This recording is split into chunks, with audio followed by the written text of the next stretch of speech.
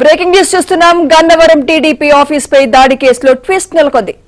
ముదునూరు సత్యవర్ధన్ పోలీసుల కుట్రను బట్టబయలు చేశారు.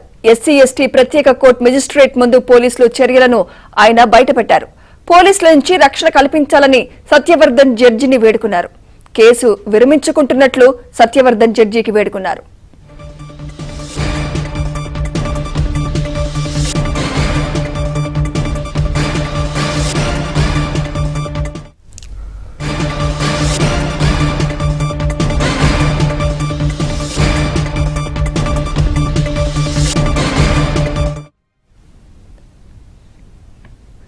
బ్రేకింగ్ న్యూస్ చూస్తున్నాం. గన్నవరం టీడీపీ ఆఫీస్ పై దాడి కేసులో ట్విస్ట్ నెలకొంది.